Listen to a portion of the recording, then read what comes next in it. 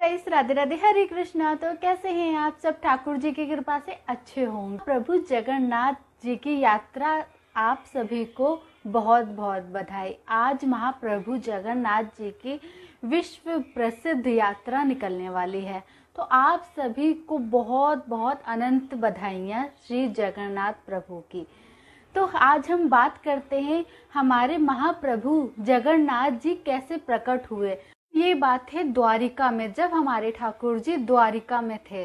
तो अब एक बार की बात है, सभी रानियां, सभी पटरानियां जो थी, माता सत्यभामा, माता रुक्मणी, माता जावंती, सभी पटरानियां बैठकर आपस में बातें करी थी। जिसे तो वो आपस में बातें करी थी कि तब रुक्मणी माता ने कहा कि हमारे प्रभु रोज रात को सोते सोते उनके आंखों से आंसू निकलते हैं।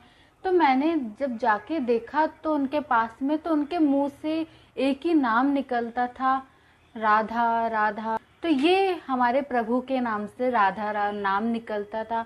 तो माता रुक्मणी परेशान हो गई कि ये राधा कौन है। तब माता रुक्मणी ने सभी माताओं को बताया कि प्रभु रात को सोते टाइम प्रभु की आंखों से अश्रु निकल। तब माता रुक्मणी ने कहा कि क्या पता ये कोई ब्रज की गोपी हो, ब्रज की प्रिय कोई सखी हो, जिन्हें प्रभु रोज रात को इतना याद करते हैं। और राधा नाम लेने से प्रभु के आंखों से आंसू आने लग जाते हैं। तब सभी माताओं ने कहा कि हम किससे पूछें इनके बारे में कि श्री राधा है कौन, क्योंकि दाऊ जी महाराज तो बताने से रहे, वो तो उनसे तो किसी की पूछने की हिम्मत ही नहीं होती। तब सभी माताओं ने कहा एक ही है जो कि बता सकती हैं हमें। वो थी रोहिणी माता, जो कि प्रभु के साथ वो वृंदावन में भी रही हैं, मथुरा में भी रही हैं और अब द्वारिका में भी रही हैं।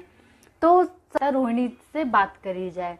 तब सभी रानियां जाती हैं माता रोहिणी के पास, उनके सामने क्षमा याचना करती हैं कि माता आप हमें प्रभु के बारे में कुछ बताइए, कि ब्रज के बारे में बताइए कि प्रभु रोज रात को रोते हैं, राधा नाम स्मरण करते हैं, तो ये राधा है कौन। तब माता मैं बताती हूँ, पर इसके बारे में और किसी को नहीं पता चलना चाहिए, स्पेशली कृष्ण को नहीं पता चलना चाहिए। तब माता रुक्मणी ने कहा कि हम सुभद्रा को गेट पर खड़ा कर देते हैं, बहन के कहने से भाई जरूर उनकी बात सुनेंगे और भीतर नहीं आएंगे। तब माता रोहिणी ने राधा रानी के बारे में बताना शुरू करा। तो जैसे ही माता रोहिणी ने राधा नाम लिया, तो हमारे प्रभु ठाकुर जी दाऊ जी के साथ राज्यसभा में थे, राज का कोई काम कर रहे थे। तो जैसे ही उन्होंने राधा नाम सुना तो उनके आंखों से आंसू आने लग गए कि राधा नाम मेरे सिवा यहाँ पर किसने लिया है। जैसे ही माता रुक्मणी ने किशोरी जी के बारे में पूरी बातें बताई कि हमारी किशोरी जी थी कितनी दयालु, हमारी किशोरी जी हमारे ठाकुर जी के लिए क्या थी, ब्रज की सभी गोपियां हमारे ठाकुर जी के लिए क्या थी, उनका प्रेम क्या था। वैसी वैसी जैसे प्रभु हमारे माता रुक्मणी जैसे जैसे बोल रही थी, जैसे जैसे उन्हें समझा रही थी, प्रभु की आंखों से आंसू गिरने लग गए।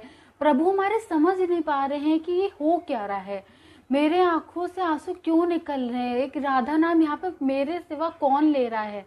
तब हमारे ठाकुर जी से रहा नहीं गया, हमारे ठाकुर जी तुरंत आए दौड़कर और वहां तक पहुंच गए जहां पर माता रोहिणी सभी रानियों को राधा रानी के बारे में बता रही थी। बहन सुभद्रा बाहर खड़ी थी, तो बहन ने कहा कि भाई मैं तुम्हें अंदर नहीं जाने दूंगी, क्योंकि अंदर जाने के लिए सभी रानियों ने मना करा है।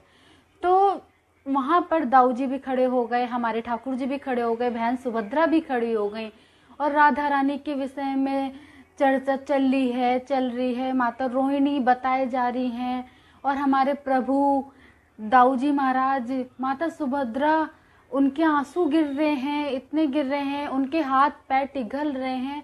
देखिए वैसे तो शरीर नहीं पिघलता है, पर जब प्रेम जहाँ पर होता है, प्रेम की जहाँ बात होती है, वहां पर अच्छा शरीर पिघल सकता है। तो हमारे ठाकुर जी, बहन सुभद्रा, दाऊ जी महाराज सुने जा रहे हैं किशोरी जी के बारे में, ब्रज की गोपियों के बारे में। हमारी किशोरी जी क्या थी, हमारी किशोरी जी बहुत दयालु कृपालु। किशोरी जी के बारे में तो हम लोगों की कुछ भी वो नहीं कि हम उनके बारे में कुछ बोल सके, हमारी किशोरी जी क्या हैं। तो जैसे जैसे बात हो रही है, ठाकुर जी और दाऊ जी महाराज, बहन सुभद्रा के हाथ पिघल गए, पैर, पूरा शरीर पिघल गया, विशाल फेस हो गया। तब सबने पूछा कि प्रभु ये ऐसे कैसे हो गया। तब हमारे प्रभु ने कहा कि कलयुग के लोग जब जगन्नाथपुरी आएंगे तब पूछेंगे तो सही एक बार कि ये ऐसा कैसा शरीर है जिसके हाथ, छोटे छोटे पैर, विशाल मुंह। एक बार तो पूछेंगे कि ऐसे क्यों।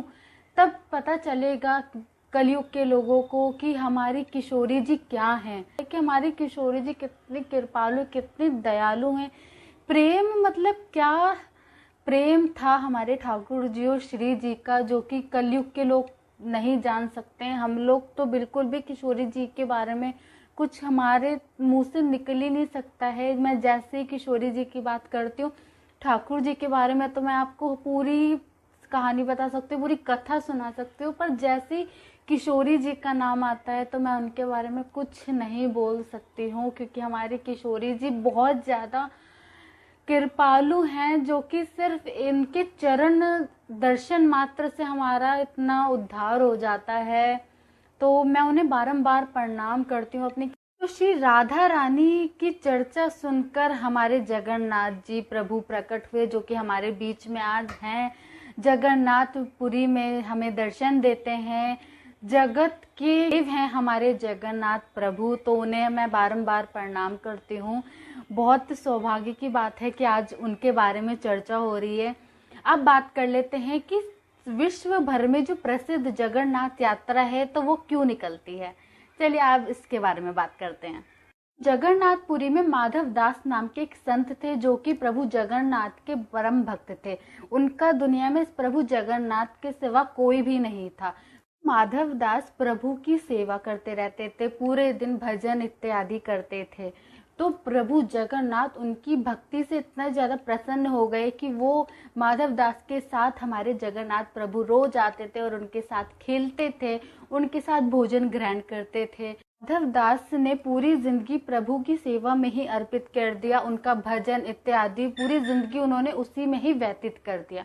जब माधव दास का शरीर वृद्ध होने लग गया, उनका शरीर बीमार ज़्यादा हो गया, उनकी हिम्मत बिल्कुल भी नहीं होती थी, तब माधव दास जी से सभी और लोगों ने भी कहा कि हम आपकी सेवा कर देते हैं, हम आपके पैर दबा देते हैं, हम आपका भोजन करवा देते हैं। तब माधव दास जी ने साफ मना कर दिया कि नहीं, मेरा कोई भी कुछ नहीं करेगा, मेरे जगन्नाथ प्रभु मेरी रक्षा स्वयं करेंगे। आके हमारे जगन्नाथ प्रभु ने ये सब देखा कि माधव दास किसी से भी अपनी सेवा नहीं करवा रहे, यहाँ तक भोजन इत्यादि कुछ नहीं खा रहे हैं।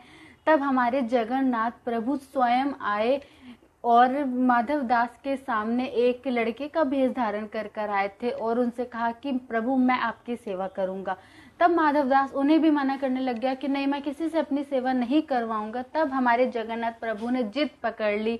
तब माधव दास को अपना शरीर देखते हुए उनकी बात माननी ही पड़ी।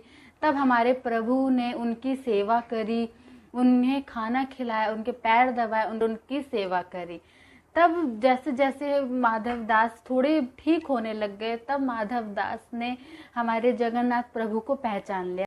तब माधव दास ने कहा कि प्रभु आपने इतना कष्ट क्यों उठाया, अगर आप चाहते तो आप मुझे ऐसे ही ठीक कर सकते थे, आप तो कुछ भी कर सकते हो। तब हमारे जगन्नाथ प्रभु ने कहा कि मैं विधि का विधान नहीं टाल सकता हूँ, तुम्हारे लिए पिछले जन्म के कुछ कर्म फल थे जो कि तुम्हें इस जन्म में ये बीमारी से भोगना था, इसीलिए मैं कुछ नियति को नहीं बदल सकता, पर यह है कि मैं मदद कर सकता हूँ। तो हमारे जगन्नाथ प्रभु ने मदद करी माधव दास जी की। तब जगन्नाथ जी ने कहा अभी 15 दिन के लिए मुझे तुम्हारी सेवा अभी करनी होगी, तुम्हारे कर्म फल के हिसाब से अभी तुम्हें 15 दिन के लिए और कष्ट भोगना होगा। तब जगन्नाथ जी प्रभु ने कहा कि अब तुम मेरा सत्य जान चुके हो तो मैं ये बीमारी तुम्हारी अपने ऊपर लेता हूँ। 15 दिन के लिए हमारे महाप्रभु जगन्नाथ जी बीमार पड़ते हैं। हर साल उन्हें स्नान यात्रा कराई जाती है, जिससे विश्व प्रसिद्ध स्नान यात्रा होती है। उसके बाद हमारे प्रभु बीमार हो जाते हैं, दवाइयाँ आती हैं, वैद्य आते हैं उन्हें रोज चेक करने के लिए। जब हमारे प्रभु का बुखार उतर जाता है, हमारे प्रभु ठीक हो जाते हैं,